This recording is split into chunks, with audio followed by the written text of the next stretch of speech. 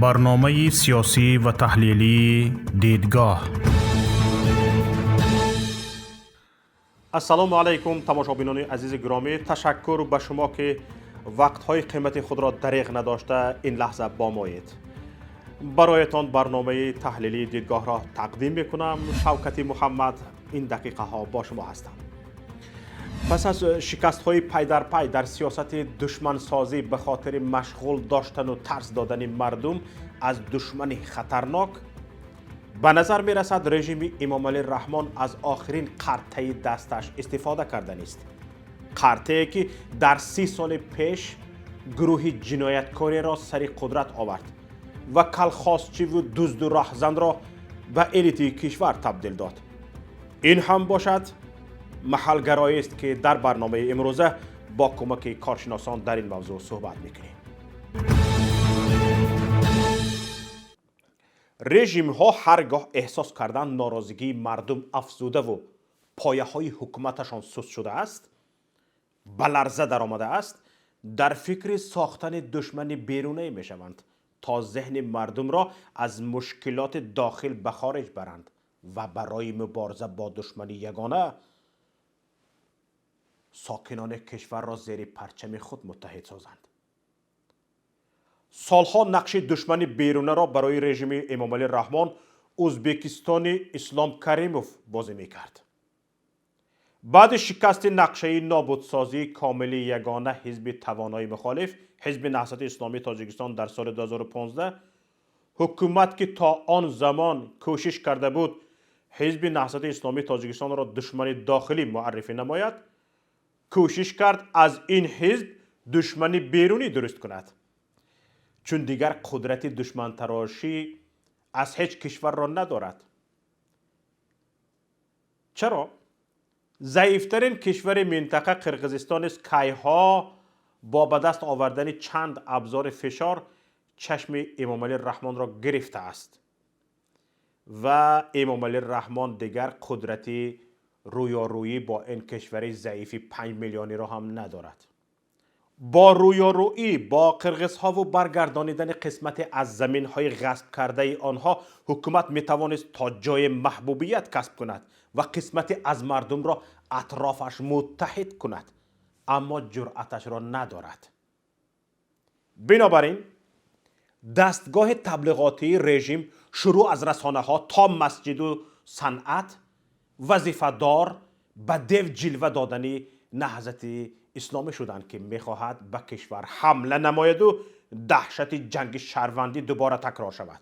همیشه فیک ها، گوساله های فرمه جواب خطاب میکنند: هوی شما سالهای 1990 را برگردانیده نیست. فقط خطاب همین خیلی است، اما با چند سبب این نقشه هم به ناکامی انجامیده شده است. یکی از سبب‌هایش این است که مردم علیه حزب نهضت اسلامی تاجیکستان را شناخته است.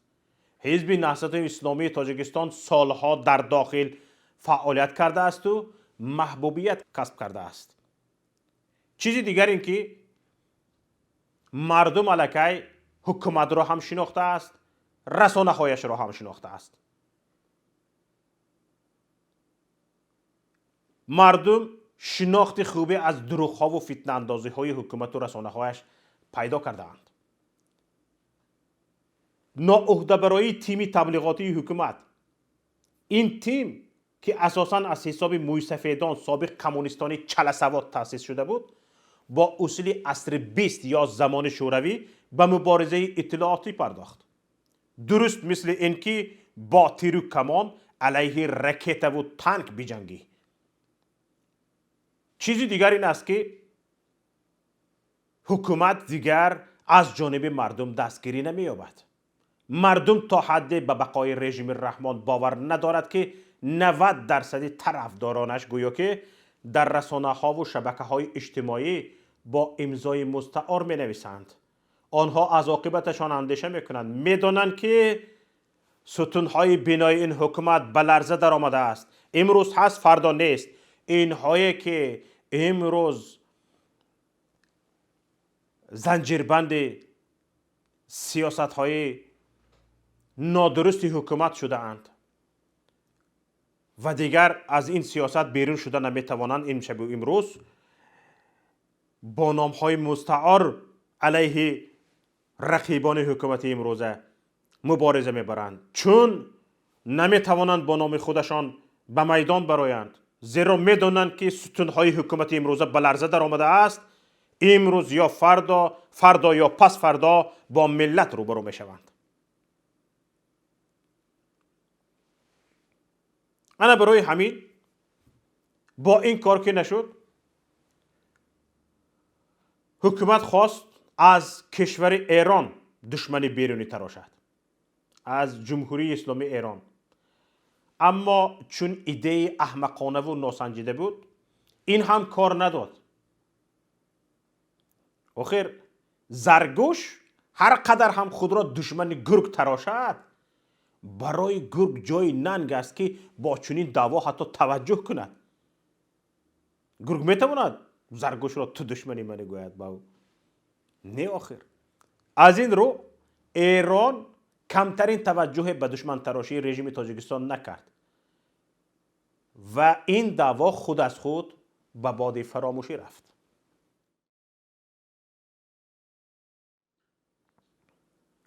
تشکیل چند تروری دست ساخت و ترس دادن از رزمندگان آن سوی مرز نیز هیچ نتیجه نداد. حکومت می توانست اقدام های بیشتری در این سمت راه اندازی کند، اما می داند که در آن صورت اوضاع می تواند از زیر کنترلش خارج شود. حالا باشد چی؟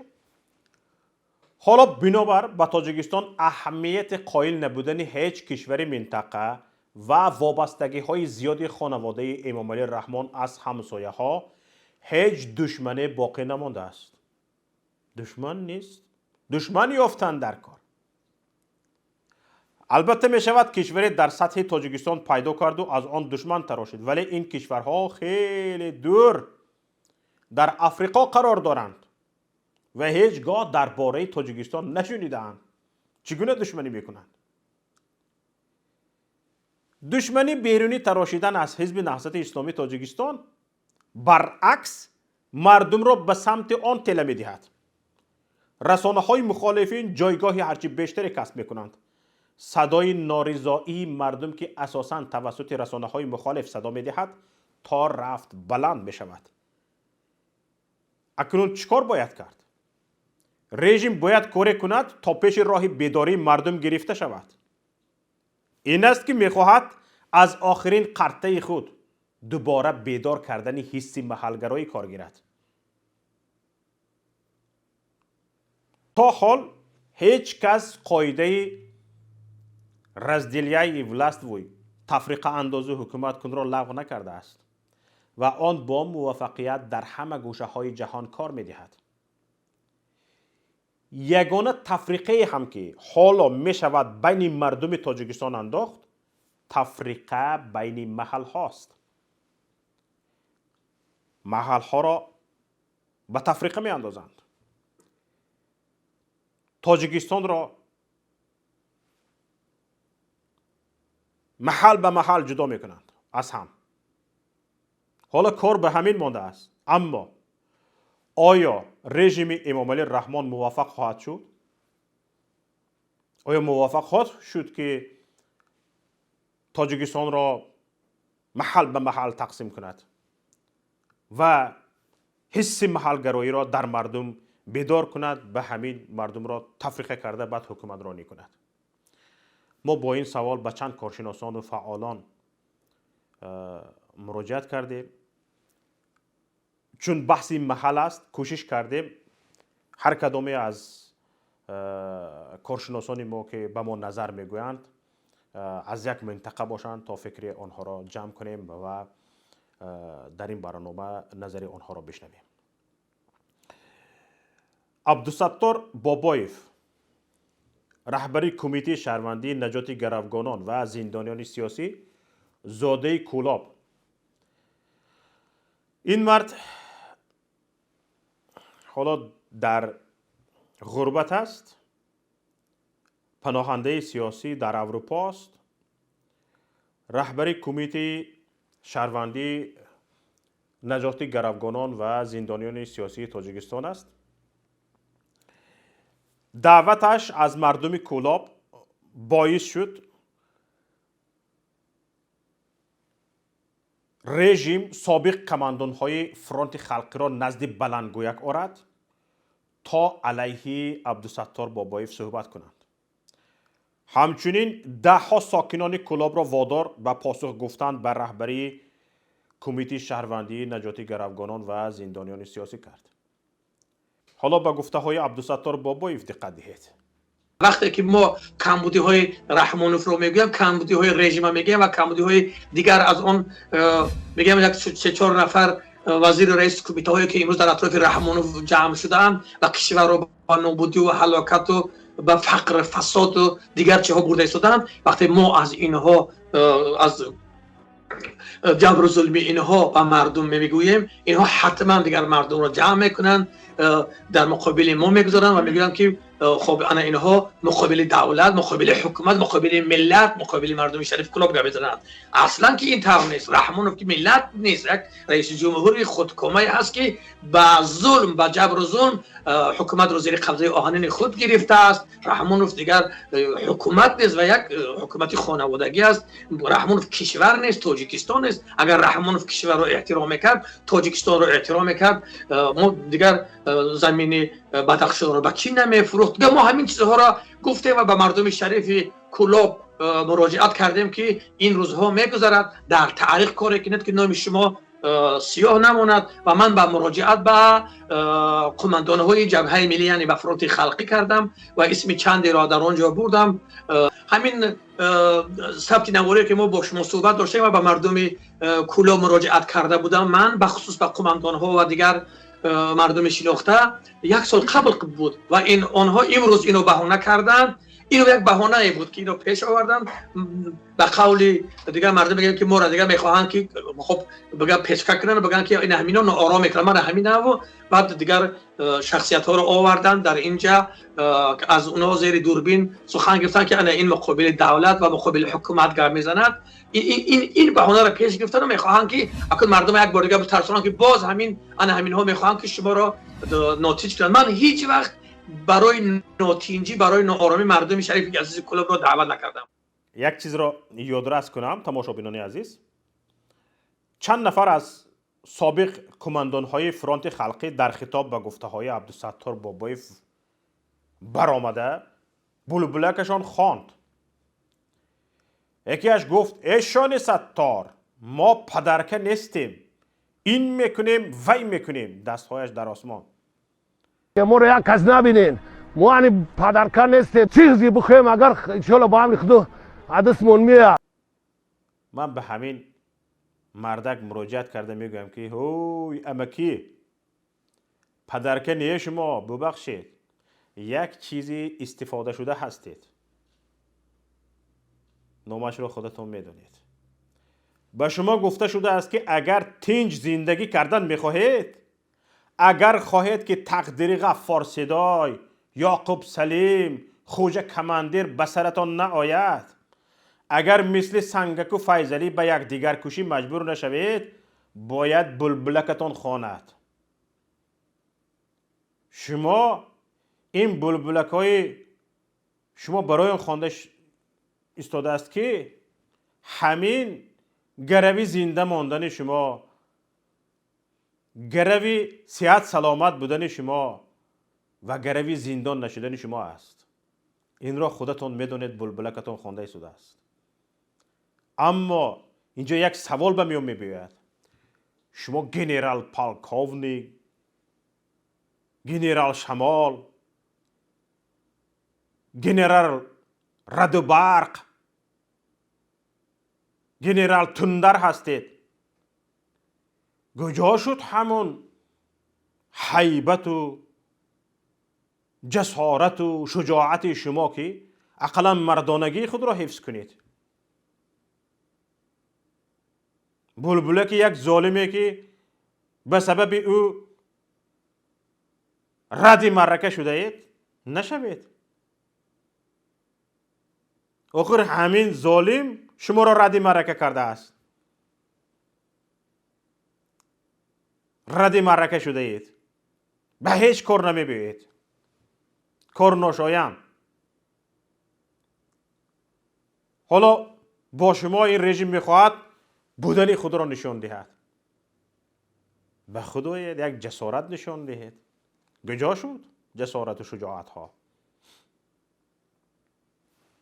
در همین مسئله علیم شیرزمانوف معاون رئیس پیمان ملی تاجیکستان میگوید هر سر چند وقت و مخصوصا در حالتهای بحران امنیتی مقامات موضوع محل را چنگ میزند و سعی میکنند رقیبانشان را هشدار دهند که ما هنوز از جانبداری سابق رزمندگان فرانت خلقی و در عموم از جانبداری منطقه کلاب برخورداریم. علیم شیرزمانوف میگوید هنگام درگیری های خاروخ در یکی از روزنامه ها بدخشانی ها را تهدید به این فرانت خلقی کرده بودند و آن وقت یک قسم از این سابق به نام کماندان ها واکنش کرده این ادعا را رد کرده بودند. متاسفانه اینک باز چند روز می شود که برخی از سابق رزمندگان جنگ شهروندی پی یکدیگر علیه مخالفان سیاسی امام علی رحمان موضع گرفته و هشدار داده می شوند که در حالت ضروری در کنار رحمانوف ایستاد خواهیم شد. از نگاه بنده اینها الکی موفق شدن در همین جدو اندازیشون. منظورم آن است که تا به همین روز 30 ساله که اینها سر قدرت تکیه زدن، محض یکی از سببهای آن موفق بودن اینها و پیش از آن به اینها هم ما آنقدر ملت واحد نبودیم و با سعی و تلاش اینها که در طول 30 سال تلاش داشتن که ما به هم نهاییم و امروز ببینید که در قدرت باقی ماندن اینها طول 30 سال محض به خاطر پراکندگی ملت است.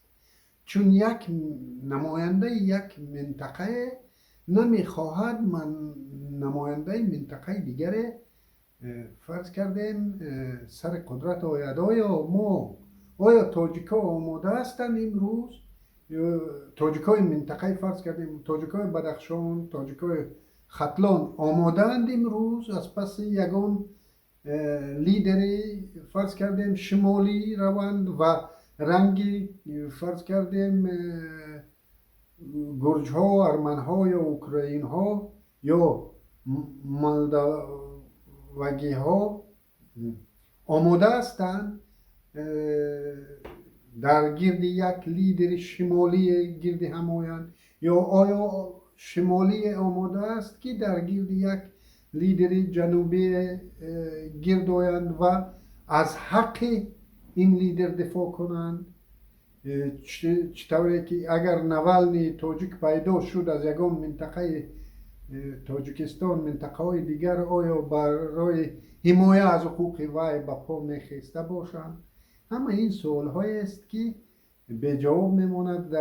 در اصل بنده به این سوال ها پاسخ دارم. متاسفانه ما هنوز ملت نشده ایم که به خاطر یک هم ملت خود واکنش کنیم. اون زیاده از 200 نفر زندانی سیاسی که فرض کردیم نخواد که نمایندگان دیگر مناطق کشور اعتماد باوری داشته باشند که محمد علی عید یا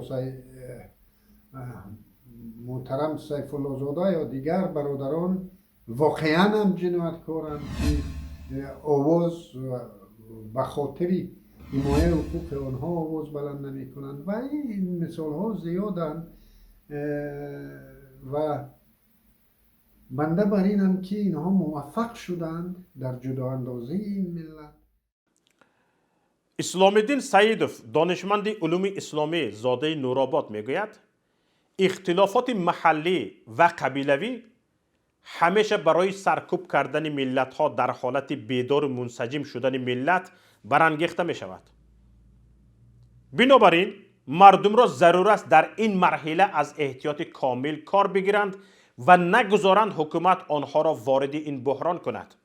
این مقوله تفریق انداز و حکومت کن واقعا حال و هم از این روش استفاده می شود، همان گونه که در گذشته بخصوص در دوران شوروی از این روش استفاده می شد و این حکومت امروزه هم که دنبال روی اونها هست در جایهای لازمی از این روش استفاده می کند، چون عادتا حکومت های خودکامه و رژیم های استبدادی وقتی احساس کنند که مردم دارن بیدار می شوند و اطراف یک ایده یا یک فکر حتی یک شخصیت جمع می شوند و در مقابل اونها قرار می گیرند، این وقت احساس خطر می کنند و همه نمود و همه روش ها و امکاناتی که در اختیار دارند برای سرکوب کردن این بیداری از آن استفاده می کنند. بنابراین مردم ما را ضرور است که در این مرحله حساس از احتیاط کامل کار بگیرند و نگذارند که حکومت با نیرنگ های خود مردم را وارد این بحران کند. ما که این تجربه تلخ را داریم و بار تجربه کردیم، همان گونه که کارشناسان میگویند یکی از عامل های سرکوب شدن بیداری ها در مثلا دهه 90 و سرزدن جنگ شهروندی در کشور همین عامل بوده است. یعنی همین حکومت که امروز بالای مردم به زور دارد حکومت میکند، با کمک خارجی ها و با شورانیدن مردم یک منطقه در مقابل منطقه دیگر وارد یک جنگ شهروندی شدند، هزارها انسانها را به قتل رساندند و با زور سلاح به حکومت رسیدند.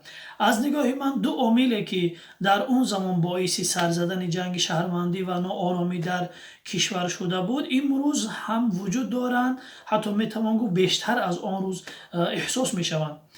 یکم در سر قدرت و در اختیار گرفتن مسئولیت های کلیدی از جانب نمایندگان یک محل، یعنی در اون زمان بیشتری مسئولیت های کلیدی در اختیار مثلا منطقه شمال بود و ناراضگی منطقه جنوب را با وجود آورده بود. امروز باشد بدتر از آن روز دیده می شود که نه تنها مثلا مسئولیت های کلیدی در اختیار یک محل بلکه در اختیار یک خانواده و یک گروه قرار گرفته است که این بدتر از اون چیزی است که در دهه 90 بود. دوم عاملی که مثلا سبب سر زدن این بحران ها در اون سالها شد افضلیت تفکر قومی و محلگرایی نسبت به تفکر ملی در بین اهالی بود که در آن زمان علت این مشکلی چی بود؟ به سبب محدود بودن رابطه های اجتماعی و اقتصادی و فرهنگی در بین منطقه ها گفته می شد. اما امروز باشد به طور صنعی و با جاری کردن محدودیت ها در همه سمت و تقویت حکومت خانوادگی و مربوط به یک گروه مخصوص، این پدیده بیشتر و عمیق‌تر شده ایستاده است که این واقعا باعث نگرانی هست. و تا وقتی که تفکر ملی در اولویت قرار نگیرد این مشکلی محلگرایی و تقسیم شدن به محل یا برتری دادن یک محل نسبت یک محل باقی خواهند ماند. برای همین این احتمال وجود دارد که اگر خصوصا مبارزین و مخالفین از احتیاط کار نگیرند در این مرحله میتواند حکومت با برانگیختن این فتنه یعنی محلگرایی دوباره این بیداری را سرکوب کند، چون که تمام اون وسایل را در اختیار دارد.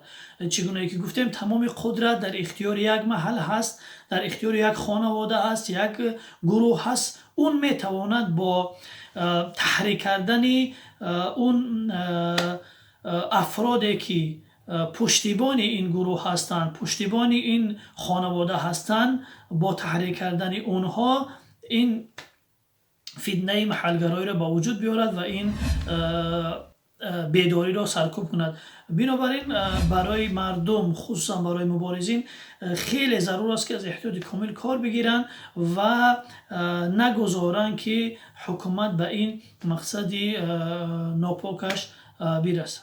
تماشابینان گرامی، در همین مسئله، در همین باره ما از شاعر، روزنامه‌نگار، مؤسس گروه رسانه‌های آزادگان ظفر صوفی نیز نظر گرفتیم.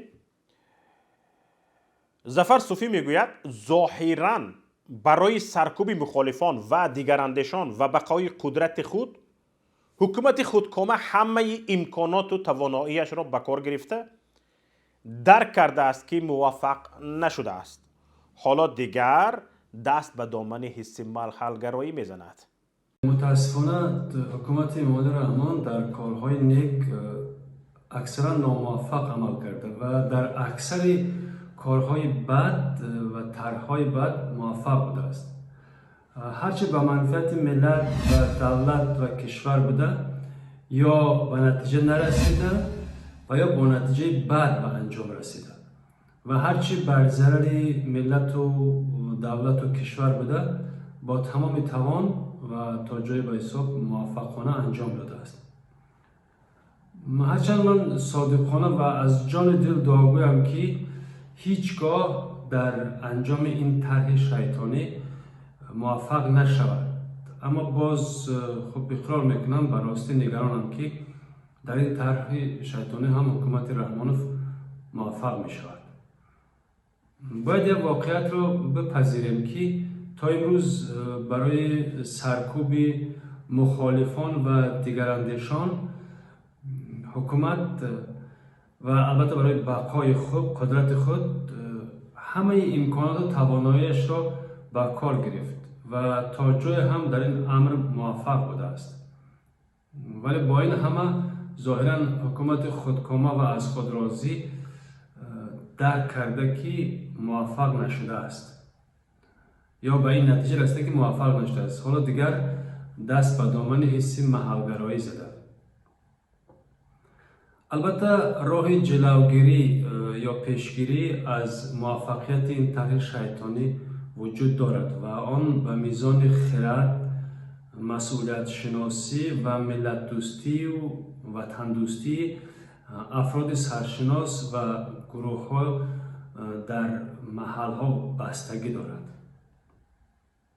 ولی یک واقعیت فاجعه بار این است که اگر در پیاده کردن این طرح شیطانش حکومت خودکامه رحمانوف موفق شود، البته پیش از همه برای خود حکومت هم فاجعه بار خواهد بود، همچنان که متاسفانه برای ملت بیشتر ضرر دارد و فاجعه بارتر است. هر شخصی که در این طرح دست دارد و ضرری به اون علاقه نشان میدهد باید فراموش نکند که این مثل یک آتش است و این آتش حتما خانمان خودش را هم خواهد سوخت. تماشابینان گرامی، بجز نفرانی که شما گفته هایشان را شنیدید، از چند کارشناسان دیگر نیز من نظر پرسیدم. از نگاه کارشناسانی که من درباره موضوع امروزه صحبت کردم، ایده از آنها گفتند که این تحریک هایی که امروزها کم و بیش به نظر می رسد فقط یک تاکتیک از جانب امنیت است، نه یک سیاست رهبردی حکومت. زیرا با توجه به این حصار طلبی چندین ساله امام علی رحمان که بجز خیش و تبار تقریبا همه را برای خود بیگانه شماریده است و از محور قدرت دور نموده است، خوب میداند که عنصری محل به نفع او نخواهد بود. در واقع امام علی رحمان در این مدت با این حصار طلبی بیش از حد خود عنصری محل را به عنصری خانواده محدود کرد. حالا اگر در منصب‌های کلیدی چند سال پیش در اولها مردم کولاب بودن، بعد با دنغره محدود شد، حالا منصب‌های کلیدی با عائله محدود شده است. بنابراین دیگر نمیتواند روی محلگرایی حتی امام علی رحمان تکیه کند. و باور کارشناس دیگر در سالهای گذشته استفاده برای قرطه محلگرای شاید یگان نتیجه مثبت برای حکومت میداد، حالا باشد نمیدهد. زمانه دیگر شده است. خلق عادی از این پدیده عصر میانگی برآمده ایستاده است. استفاده برای قرطه محل عین زمان بهر مبارزه با مخالفین و روبرو گذاشتن یک محل به محل دیگر، این علامت ضعیفی حکومت امروزه است که قابلیت حل مشکلی ها را ندارد. بغیر از این میراث باقی مانده از شوروی دیگر اصول ها را این حکومت امروزه نمیداند و استفاده برده نمیتواند. حکومت خانوادگی و خودکامه آگاهانه و یا ناآگاهانه حس نفرت اکثر مردم منطقه های گوناگون کشور را به سمت یک محل روانه می سازد. تنگترش به حس یک عائله. حالا همه از بچه حکای بالا با یک نفرت آشکار و پنهان یاد می کنند. حالا اگر این کادرهای تعیین شده بر معیار صداقت بر رئیس حکومت کمی سواد و استعداد می داشتند، شاید مردم زیاد ناراضی هم نمی شدند. از بس که در کار خود ناموفق هستند، همین نفرایی که به خاطر صداقتشان به امام علی رحمان به کرسی های وزیری و کبیری نشستند و نمیدانند کار را چگونه پیش برند، مردم به این نتیجه می رسد که یگانه امتیاز این رهبر فقط همشهری پرزیدنت بودنش و اهل و اولاد و خصوص بچه بودنش است. با برکت در درون ناخونک البته همین انحصار طلبی بیش از حد امام علی رحمان که همه ثروت و قدرت را به دایره خانواده محدود نمود، امروز سطح محلگرایی در کشور تقریبا رنگ باخته و همه منطقه ها را در مقابل یک خانواده قرار داده است. کارشناسان تاکید میکنند که هرچند در حکومت محلگرایی در اوج اعلایش است، اما مردم دیگر آن مردمی 30 سال قبل نیست. برای همین میگویند که امام علی رحمان خوابتان را به آب گویید. تماشابینان گرامی، اینجا نهایت برنامه امروزه دیدگاه است. یکایک شما را به پناه الله پاک میسپارم. سربلند و پیروز باشید. السلام علیکم و رحمت الله. برنامه سیاسی و تحلیلی دیدگاه.